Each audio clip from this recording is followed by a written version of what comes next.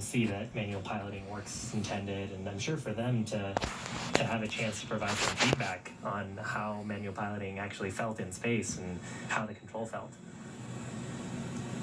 Yeah, a big part of their job for this mission is really to not only put the vehicle through its paces, but to take a lot of detailed notes and mental notes that they're going to be passing along to any future crew members flying on board Crew Dragon. As we've talked about, the simulators have been a pretty good guide for how the actual manual piloting goes, but things like the ascent up to orbit were quite a bit different from what they expected, and so they're just taking all of that in, internalizing it, and a big part of their job once they come home is to pass that along to all of our upcoming crews, one of which is targeted to launch just about a month after they come home. That crew won the outfit of 3 NASA astronauts, Victor Glover, Mike Hopkins, and Shannon Walker, and a Japanese astronaut, Soichi Noguchi. We'll be aiming to do that flight a little bit later this year. So going through the paces right now, looking at our data, I think I made the same mistake you did, where I assumed them going up would be the y-axis. It looks like that was actually their z-axis, and the y now then moving to the right. So we're seeing some small shifts. They're continuing to use up a little bit of their prop budget. We heard they're already a little past 1/3. Yeah, it's actually something interesting about both aircraft and rockets. When you consider the coordinate system, what we refer to as the x-axis is usually the one that goes through the nose. So in the case of Falcon 9 and Dragon sitting on top of each other, the x-axis would have been pointing through the nose cone going up. Can be a little bit counterintuitive.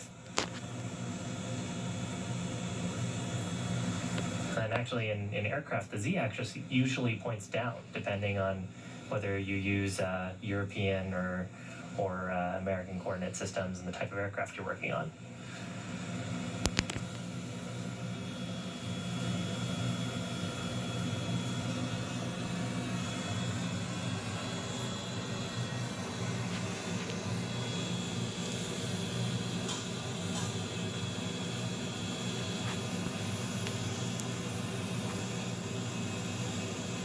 But important for both Space Station and Dragon to be on the same coordinate system as they do this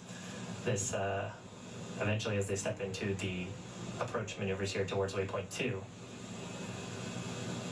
Dragon will be using its relative navigation sensors again for relative. Look at that! What the fuck was that? To make sure that it's on the approach within the bounds of the approach corridor going towards the station when we get to that after this manual piloting test.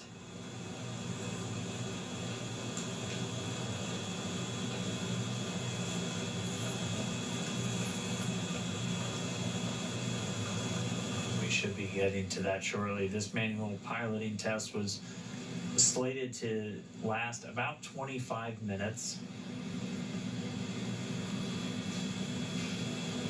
And as we have been running ahead of schedule today, with all of Dragon's maneuvers, we could be looking at a docking only about 25 or 30 minutes from now. So once they're done with this manual flight test, they'll turn control back over to Dragon's flight computers, and they'll resume their approach, which had actually already started automatically before the crew issued a hold command to the vehicle. And then they'll press in to arrive at waypoint number 2, at which point the teams will do a final go, no-go for docking. They'll depart that 20-meter hold point, and it should be just about 5 minutes following that departure until we get contact and capture. Yeah, and the crew right now are seated in Dragon in the pilot and commander's seat. Both of them are suited for what are relatively dynamic maneuvers. And they'll continue to be suited until we have confirmation of good hard capture